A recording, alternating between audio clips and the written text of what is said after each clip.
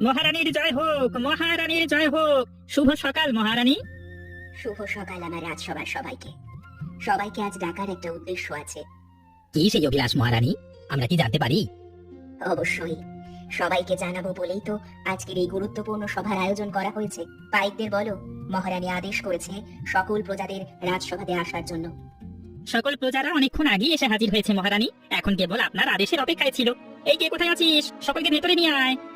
প্রতাপগড়ের মহারানীর জয় হোক, প্রতাপগড়ের মহারানীর জয় হোক। সকলকে আসার জন্য খুবই ধন্যবাদ। আজ সকলকে আমার রাজসভায় ডাকার একটা বিশেষ উদ্দেশ্য আছে। আজ আমার ছেলে মানে রাজকুমার প্রতাপ সিং এর রাজ অভিষেক করতে চাই আমি। সে কি এখনই রাজপুত্রকে সিংহাসনে বসাতে চাইছেন মহারানী?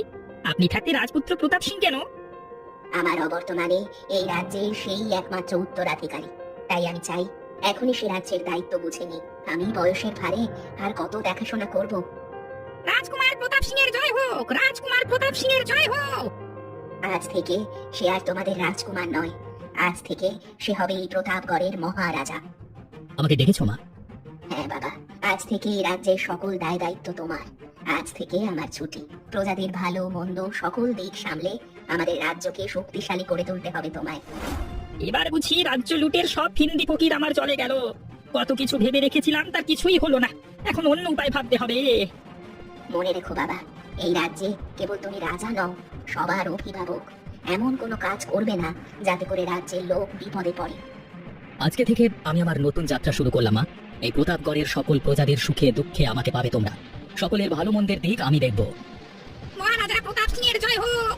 জয় হোক মহারাজা প্রতাপ সিং এর। সবই তো ঠিক আছে, তাহলে সামনের এই কটা দাঁত কেন এমন বড় হয়ে গেল আমার? এত রূপ থেকেও যেন এই বড় দাঁতের জন্য সব বেমানান হয়ে গেছে। কিরণ, মা কিরণ, একা ছাদে বসে কি করছো তুমি? তোমাকে আমি সারা রাজবাড়িতে খুঁজে এলাম যে।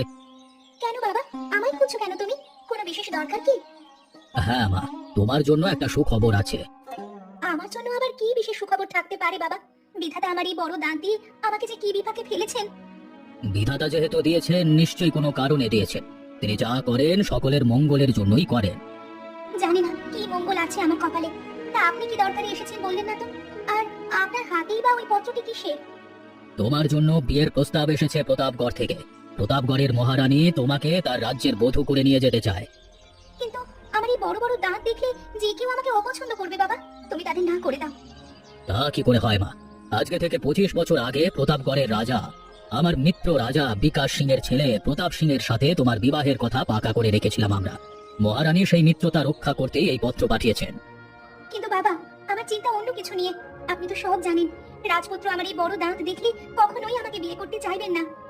সেটা আমরা বড়রা বুঝবো মা, তুমি কেবল রাজি হয়ে যাও, বাকিটা আমরা সামলে নেব। বেশ, তোমাদের ইচ্ছেতেই আমার সব। তবে আমার একটা শর্ত আছে। কি শর্ত মা? প্রতাপগড়ের রাজাকে তুমি কাল আমাদের প্রাসাদে নিমন্ত্রণ করো। সে এসে নিজ চোখে দেখে যাক আমায়। এরপরে যদি তার সম্মতি থাকে তবেই এই বিয়ে হবে। ঠিক আছে, আমি এখনই সকল ব্যবস্থা করছি। কি ব্যাপার, প্রতাপ সিং তো এলো না এখনো? তবে কি আসতে কোনো বিপত্তি হলো? মহারাজা রামপালের জয় হোক। আবার প্রণাম নেবেন মহারাজা। এসেছো বাবা, আর বসো বসো। তা আসতে কোনো বিপত্তি হয়নি তো? আগে না, ছোটবেলায় তো অনেক এসেছি এই রাজ্যে বাবার সাথে, তাই আসতে খুব একটা বেগ পেতে হয়নি। যে কারণে তোমাকে ডাকা, আশা করি সবকিছু সম্পর্কে তুমি অবগত হয়েছো। আমার কন্যা চায় তোমার সাথে সম্মুখ সাক্ষাৎ করতে। বেশ তো, তবে ডাকুন আপনার কন্যাকে। যাও, এক্ষুনি গিয়ে কিরণমালাকে আমার কক্ষে আসতে বলো। তারপর বলো, তোমার রাজকাজ কেমন চলছে? প্রজারা নতুন রাজা পেয়ে কেমন খুশি হয়েছে? রাজকার্য তো চলছে ঠিকঠাক, আর প্রজাদের কথা বলতে গেলে সেটা প্রজারাই ভালো বলতে পারবে। তাদের নতুন রাজা কেমন, আসুন একদিন আমার রাজ্যে।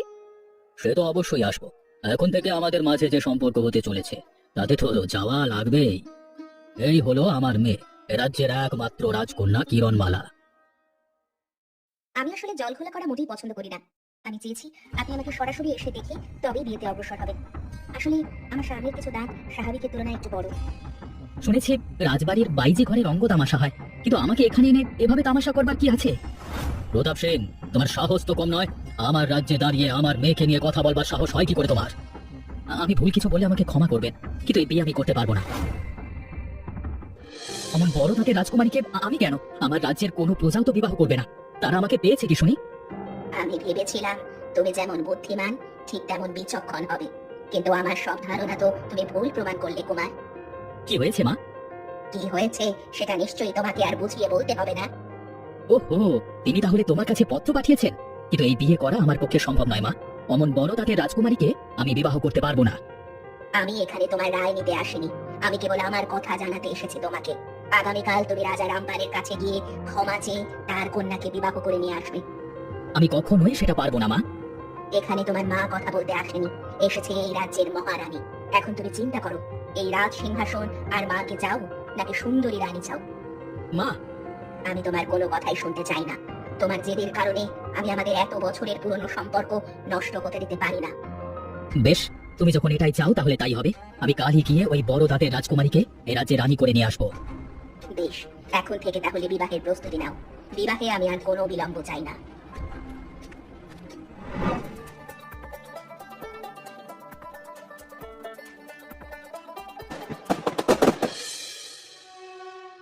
আমার সব শেষ হয়ে গেল। এই বড় দাঁতের রাজকুমারীকে বিয়ে করে আমার সব শেষ হয়ে গেল। রাজ্যের লোভে আমি এই মেয়েকে বিয়ে করলাম। মহারাজ, আপনি এখানে আর আমি আপনাকে কত খুঁজে এলাম, কোথাও পেলাম না। আমাকে খুঁজে আর লাভ নেই মন্ত্রী, আমার সব শেষ হয়ে গেল যে। কি হয়েছে মহারাজ আপনার? নতুন বিবাহ করে রানী এনেছেন এ রাজ্যে, এখন তো আপনার সুখের দিন। চুপ করো মন্ত্রী, এ কথা বলো না আমায়। আমার কানে বাজে তোমার কথা। কি হয়েছে মহারাজ, আপনি আমাকে খুলে বলুন তো দেখি। আমার ব্যাধির কোনো পথ্য নেই তোমাদের কাছে। কি কাজে এসেছো এখন তাই বলো আমাকে। মহারানী আপনাকে রাজসভায় আলোচনায় বসতে বলেছেন। এবছরে প্রজাদের ফসলের বেশি ফলন হয়নি, তাদের জন্য কিছু একটা ব্যবস্থা করতে বলেছেন। আর আমাদের রাজভান্ডারে রাজকোষের ব্যাপারে আলোচনা হবে। কি হবে এই রাজকোষের ধনরত্ন দিয়ে যদি আমিই না সুখে থাকি? মহারানী আপনাকে এক্ষুনি রাজসভায় ডেকেছেন, তিনি আপনার জন্য অপেক্ষা করছেন। বেশ, চলো তবে। আশেপাশে রাজ্যে এত সুন্দর সুন্দর রাজকন্যা থাকতে সামান্য একটু কথা রাখবার জন্য মা আমাকে কিনা এমন একটা মেয়ের সাথে বিয়ে দিলেন। আমি এখন কি করে রাজকার্যে মন বসাবো? কি হয়েছে মহারাজ, আপনাকে এত বিমর্ষ দেখাচ্ছে কেন? আপনি কি কোনো কারণে চিন্তিত? দেখো কন্যা, আমি তোমাকে কেবল আমার মায়ের মান রাখতে বিয়ে করে এনেছি, এর বাইরে আর কিছুই না। এটা কি বলছেন আপনি? তাহলে আমাকে বিয়ে কেন করলেন? দিদি আপনার মাকে না করে দিলেই তো পারতেন। এত কৈফিয়ত আমি তোমাকে দিতে পারবো না। প্রজাদের থেকে এই রাজ্যের রানীর মর্যাদা তুমি ঠিকই পাবে, কিন্তু আমার কাছে তোমার কোনো মূল্য নেই। তাহলে আমাকে কেন এই মিথ্যে সম্পর্কে জড়ালেন? কেন আমার জীবনটা নষ্ট করলেন? যার নিজেরই কোনো সৌন্দর্য নেই, লোক সম্মুখে বড় দাঁতের জন্য পরিচয় দেওয়া যায় না, তার আবার কিসের জীবন শুনি?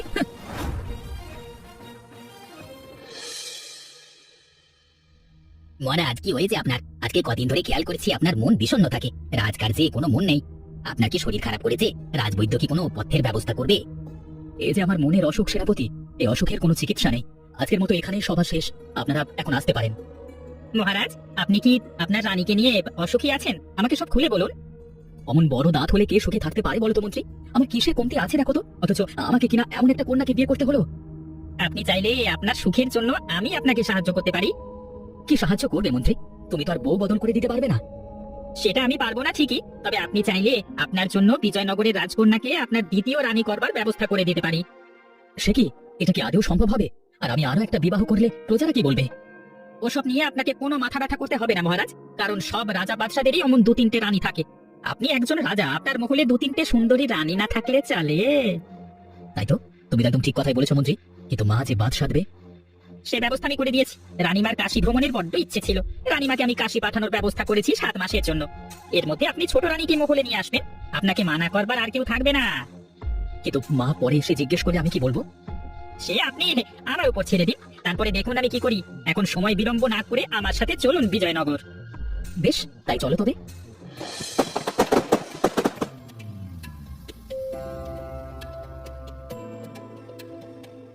আজ সকাল সকাল মা কাশী ভ্রমণে বেরিয়ে গেলেন, 7 মাস পরে আসবেন বলে গেলেন। এদিকে মহারাজ যে কোথায় গেলেন এখনো তো খোঁজ হলো না। কোনো বিপদ আপদ হলো না তো তার? আসো রানী আসো, এটাই আমার শয়ন কক্ষ। আজকে থেকে তুমি আমার সাথে আমার শয়ন কক্ষে থাকবে। এই কি মহারাজ, আপনি কোথায় ছিলেন সারাদিন? আর এই মেয়েটি কে? আপনি তাকে ছোট রানী বলে সম্বোধন করছেন কেন? মহারাজ তার রানীকে রানী বলবে না তো কি বলবে? দাঁতওয়ালা দাসী? ও হলো আমার মায়ের আদেশে বিয়ে করা বড় দাঁতের রাজকুমারী, আমার রাজ্যের বড় রানী কিরণমালা। আর কঙ্কাবতী হচ্ছে আমার ছোট রানী। আজকে থেকে সে আমার সাথেই থাকবে। এটা আপনি কি করলেন মহারাজ? একজন রানী থাকতেও আপনি আবার বিবাহ করলেন? তো কি করতাম শুনি? তোমার মতো বড় দাঁতের মানুষের সাথে সারাটা জীবন কাটিয়ে দিতাম। এখন বেশি কথা না বলে যাও, অন্তর্মহলের কক্ষে থাকবে তুমি, আর কঙ্কাবতী থাকবে আমার সাথে।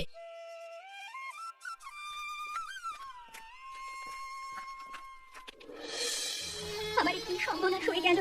এখন আমি কি করে থাকবো এই প্রাসাদে? দিন যত যাচ্ছে ততই আমাকে অপমান অপদস্থ করা হচ্ছে। কি ব্যাপার বড় দাদি রানী, এখানে সরোবরের ধারে বসে কি ভাবছো? কপালটা বুঝি পুড়লো সেই নিয়ে আফসোস হচ্ছে? কপালে যেটা কখনো ছিলই না সেটা নিয়ে আফসোসে কি আছে?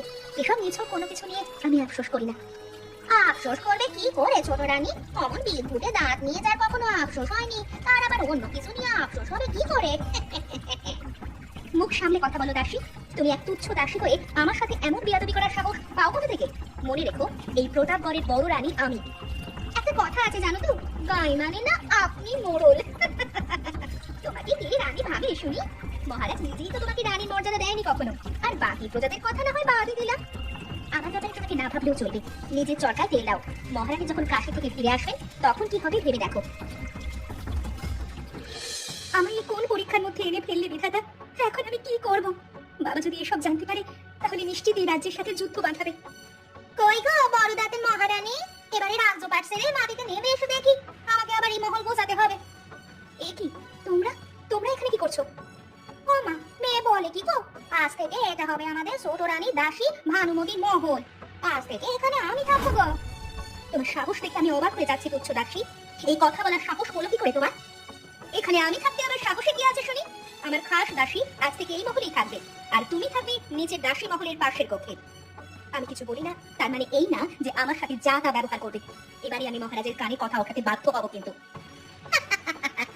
মহারাজে আমাদের ছোট রানীর রূপে দিওয়ানা, তোমার মতো বড় দাঁতের রানীর কথা তার কান অব্দি পৌঁছাবে না গো। তুচ্ছ দাসী, এক্ষুনি আমি পাইপ দেখে তোর গর্দান নেব। এই এই কে কোথায় আছিস? বন্দি করে এই বেয়াদব দাসীকে। কি হচ্ছে এখানে? এত চেঁচামেচি হচ্ছে কেন? মহারাজ, আমি আর এই প্রাসাদে থাকতে চাই না। আমাকে আপনি আমার বাবার বাড়িতে রেখে আসুন। সে কি কথা কঙ্কাবতী? তোমাকে বাবার বাড়িতে দিয়ে এলে আমি বাঁচবো কি করে? কি হয়েছে আমাকে বলো। দেখুন না মহারাজ, ছোট রানী আপনার বড় রানীর কাছে এসে আবদার করলো এই মহলটা তার চাই। বড় দিদির কাছে আবদার করলো, আর সে কিনা রানীকে যা নয় তা বলে অপমান করলো।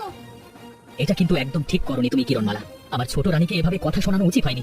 তুমি মন খারাপ করো না কঙ্কাবতী, আজকে থেকে এই মহল তোমার নামে উৎসর্গ করলাম আমি। আর আমি কোথায় থাকবো মহারাজ? পুরো প্রাসাদে এত জায়গা থাকতে তুমি কোথায় থাকবে জিজ্ঞেস করো কেন? একটা কক্ষে গিয়ে থাকলেই তো হলো নাকি? অনেক হয়েছে, আর না। আপনি থাকুন আপনার রাজ্য আর সুন্দরী রানী নিয়ে, আমি চললাম। আরে আর আমাকে বাদ দেবে এমন কি আছে শুনি? এখন থেকে এই রাজ্যের রাজ ও সরাতে আমাকে আর কেউ বাধা দিতে পারবে না। মহারাজ তো আমার রূপে অন্ধ হয়েই আছে। অবশেষে আমাদের পথের কাঁটা দূর হলো প্রিয়া। তোমার মাথাটা কি একেবারে গেছে নাকি? মহল ভর্তি দাস দাসীরা আছে আশেপাশে, তুমি এসে আমাকে এভাবে আলিঙ্গন করলে সবচেয়ে ভেস্তে যাবে। কেউ নেই প্রিয়তমা এখানে, এখানে কেবল তুমি আর আমি আছি। আজকে থেকে আমাদের নীল নকশা বাস্তবায়নের সময় চলে এসেছে। মহারানী রাসমণিও ফিরে আসার সময় হয়ে আসছে, এরই মধ্যে কিছু একটা করতে হবে। আমি সব ভেবেই এসেছি, এখন কেবল আমাদের কাজটা করতে পারলেই হলো। এই না, এটা হচ্ছে আদেশপত্র। এটাতে মহারাজের রাজশীল বসিয়ে নেবে যেভাবেই হোক। সে তুমি আমার উপরে ছেড়ে দাও। মহারাজ তো আমার রূপে বিভোর হয়ে আছে। কেবল কি মহারাজ, তোমার রূপে তো আমিও সেই কোন কাল থেকে বিভোর হয়ে আছি। এখন ছাড়ো আমায়, কেউ দেখে ফেললে একেবারে হাটে হাঁড়ি ভেঙে যাবে। তুমি যাও, কাল রাতে রাজকোষের দরজায় দেখা হবে। ঠিক আছে। একবার কেবল মহারাজ আমার পাতানো ফাঁদে পা দিক, ব্যাস তাহলেই কাজ হয়ে যাবে। আজকের মতো সব শেষ করে দিয়ে চলে যাবো এই রাজ্য ছেড়ে। কি ব্যাপার রানী, তোমার কি কোনো কারণে মন খারাপ হয়েছে? রাতের খাবার খেতে এলে না, এখানেও ঘরে এসে মন খারাপ করে বসে আছো। আমাকে কেউ রানী হিসেবে মানতেই চায় না মহারাজ। সবাই কেবল আপনার ওই বড় দাঁতওয়ালা রানীকেই চেনে, আমাকে কেউ চেনে না। এ এমন দুঃসাহস দেখিয়েছে? তুমি কেবল আমাকে বলো রানী, আমি এক্ষুনি তার গর্দান নেব। আমি আজ রাজকোষ ঘুরে দেখবার জন্য গেলাম, কেউ আমাকে সেখানে ঢুকতেই দিল না। ওহো, এই ব্যাপার। আসলে সেখানে তো অনেক সুরক্ষার ব্যবস্থা করে রাখা, বুঝলে? তুমি এখন আমার সাথে চলো, আমি তোমায় সব ঘুরে দেখাবো। থাক, লাগবে না আমার করে দেখা। আপনার সাথে গেলে রক্ষীরা হাসাহাসি করবে, বলবে একা একা দেখতে পারিনি তাই বলে মহারাজকে নিয়ে এসেছে। কেউ বলবে না রানী, তুমি আমার সাথে গেলেই দেখতে পাবে। দরকার নেই আমার দেখার, আপনি এখন আমার কক্ষ থেকে চলে যান মহারাজ। আমার ছোট রানী মুখ গোমরা করে থাকলে যে আমার মনে শান্তি লাগে না। তুমি কি চাও বলো? তুমি যা বলবে তাই হবে। বেশ তো, এই নিন আদেশনামা, এখানে আপনার স্বাক্ষর আর সিল দিয়ে দিন, তাহলে আর কেউ কখনো আমার দিকে আঙুল তুলবে না। ওহো, এই ব্যাপার। এক্ষুনি আমি আমার রাজশীল মেরে দিচ্ছি এখানে। প্রতাপগড়ের মহারাজা প্রতাপ সিং এর জয় হোক। জয় হোক, জয় হোক। কি ব্যাপার, আজকে এখনো মন্ত্রী আসেনি রাজসভায়? আগে না মহারাজ, আসলে মন্ত্রী মশাইয়ের চলাফেরা কদিন ধরে কেমন সন্দেহজনক লাগছে। কোথায় যায় কি করে কিছুই বোঝা যায় না। সারাদিন কয়েদিদের দেখে দেখে তোমার এখন সবাইকে অপরাধী মনে হয় সেনাপতি। প্রতাপগড়ের রানীমার জয় হোক, জয় হোক, জয় হোক, জয় হোক। জয় হোক। তোমার আসতে কোনো অসুবিধা হয়নি তোমা? না বাবা, আমার কোনো অসুবিধা হয়নি। তা কিরণমালা কোথায়? ওকে তো প্রাসাদে কোথাও দেখলাম না। সে প্রাসাদ ছেড়ে চলে গেছে মা, আমার কোনো কথাই সে শোনেনি। মহারাজ, আমাদের যে সর্বনাশ হয়ে গেছে মহারাজ, আমাদের যে সব শেষ হয়ে গেছে মহারাজ। কি হয়েছে সেনাপতি? রানীমা, আমাদের রাজ্যের রাজকোষ থেকে সব ধন সম্পদের ভান্ডার ছোট রানী কঙ্কাবতী আর মন্ত্রী নিয়ে পালিয়েছে। কি? না না, এ হতে পারে না। কঙ্কাবতী এমন কখনোই করতে পারে না। এইসব কি হচ্ছে? আমি তো এর কিছুই বুঝতে পারছি না। কে এই কঙ্কাবতী? হায় হায় হায় হায়, আমার এ কি হয়ে গেল? এখন আমি প্রজাদের সামনে মুখ দেখাবো কি করে? প্রজারা এই খবর পেলে তো রাজ্যে একটা তুমুল গোলযোগ লেগে যাবে। মহারাজ, একজন দাসী আপনার সাথে দেখা করতে এসেছে, তাকে কি ভেতরে আসতে বলবো? দাসী আবার আমার সাথে কি কাজে দেখা করতে এসেছে? ঠিক আছে, ডেকে পাঠাও। এই কি, কোথায় আছিস? দাসীকে ভেতরে নিয়ে আয়। বলো দাসী, কি কাজে তুমি রাজসভায় এসেছো? আর তুমি কোন মহলের দাসী? আগে তো তোমাকে কখনো দেখিনি। আগে আমি নয়নতারা, কঙ্কাবতীর দাসী ছিলাম আগে মহারাজ। শুনলাম আপনার সব নিয়ে পালিয়েছে সে, তাই আপনার কাছে এলাম। প্রহরী, এক্ষুনি এই দাসীকে বন্দী করো। আমাকে মহারাজ বন্দী করলে তার হারানো রত্ন ধন ফিরে পাবে না? থামো সবাই, কিভাবে ফিরে পাবো বলো তো? আমার যার প্রজাদের কাছে মুখ দেখানোর উপায় নেই। কঙ্কাবতীর ধনসম্পদ মণিমাণিক্যের ওপরে ভীষণ লোভ, আর তার সাথে তো মন্ত্রী যুক্ত আছেই। আপনি সারা রাজ্যে ভেড়া পিটিয়ে দিন, নতুন রানী বাছাই হবে। সেখানে ধনী গরিব সকলেই আসবে। যেই রাজার মন জয় করতে পারবে তাকে রাজা অঢেল হীরা জহরত এসব দেবে।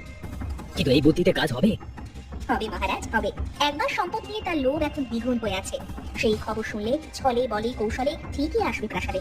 আর সে কোনো রাজকন্যা নয়, এভাবে অনেক রাজার সম্পদ লুট করেছে সে। বেশ, তবে তাই করো সেনাপতি। কালই আমার রাজ্যে স্বয়ংবর হবে। খবর কি সত্যি? আরে হ্যাঁ বাবা, সত্যি। সারা রাজ্যে ভেড়া পিটিয়ে নতুন রানী নিযুক্তির কথা জানিয়েছে। আজ পছন্দ হলেই নাকি তাকে উপহার স্বরূপ অনেক হীরা সোনা উপহার দেওয়া হবে। কিন্তু তুমি সেখানে গেলে তো তোমাকে ওরা চিনে ফেলবে, তখন তো ধরা পড়ে গেলে বিপদ। এই কঙ্কাবতীকে ধরবে এমন কেউ এখনো পয়দা হয়নি। এমন অনেক রাজাকেই আমি ফতুর করেছি, আর এই তো কেবল প্রতাপ সিং। এখন কি করতে চাইছো তুমি? আমাকে ওরা ধরতে পারবে না, কারণ ওরা এবারে রাজ্যের সকল কুমারীকে ডেকেছে। কোনো রাজকন্যাকে বিয়ে করবে না রাজা। আমি গ্রামের এক গরিব কুমারীর বেশে যাব। আমিও তবে তোমার সাথে যাব, তোমার দাদা সেজে। কোনো বিপদ দেখলেই তোমাকে নিয়ে পালাতে পারবো। বেশ, তুমি প্রধান ফটকের ধারে থাকবে। আমার ইশারা পেলেই পালাবে। নাও, এখন তৈরি হয়ে নাও, এক্ষুনি বেরোতে হবে আমাদের। তুমি ছদ্মবেশ ধরো।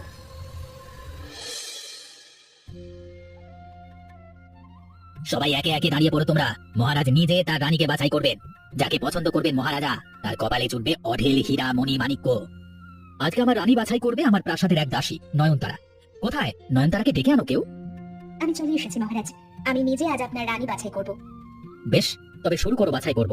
আর প্রহরী, তোমরা প্রধান ফটকে আরো সাবধানে থাকবে। কঙ্কাবতী যেন প্রাসাদে না আসতে পারে কখনো। মূর্খ রাজা, আমি তো প্রাসাদে চলে এসেছি। আমাকে এবারে ঠেকাবে কি করে? সেবার তো কেবল কিছু সম্পদ নিয়েছি, এবারে যা আছে সব নিয়ে যাব। নয়নতারা, তুমি তাহলে শুরু করো তোমার কাজ। আজ্ঞে মহারাজ।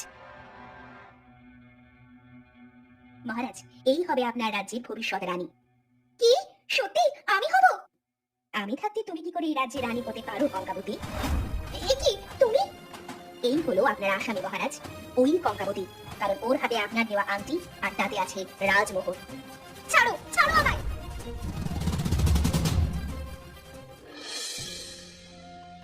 মহারাজের জয় হোক, মহারাজের জয় হোক। এ জয় আমার নয়, এ জয় হলো এই রাজ্যের মহারানী কিরণমালার। আজকে তুমি আমাকে বাঁচালে কিরণ। আমি তোমার উপরে অনেক অত্যাচার করেছি, আমাকে তুমি ক্ষমা করে দাও। আপনি আপনার ভুল বুঝতে পেরেছেন, সেটাই অনেক। আসলে মানুষের বাহ্যিক রূপ দেখে কখনো তার চরিত্র বিচার করা যায় না মহারাজ। এই বড় দাঁত তো আমি নিজে তৈরি করিনি। ওপরওয়ালা আমাকে যা দিয়েছেন তাতেই আমি সন্তুষ্ট। রূপ দেখে যারা বিচার করে, জগতে তারা সবচেয়ে বড় মূর্খ। এমনই যদি হতো তাহলে মাকাল ফল হতো পৃথিবীর সেরা ফল। তোমার ওই বড় দাঁতই আমাদের রাজ্যের মুক্তার হাসি এনেছে মা। রূপের মোহে পড়ে আমি অনেক ভুল করেছি, আর নয়। সেনাপতি, ওই দুই চরিত্রহীন লম্পটকে এক্ষুনি কালকুঠুরিতে বন্দী করো। You're golden, cool, and I am tough, I know, I know.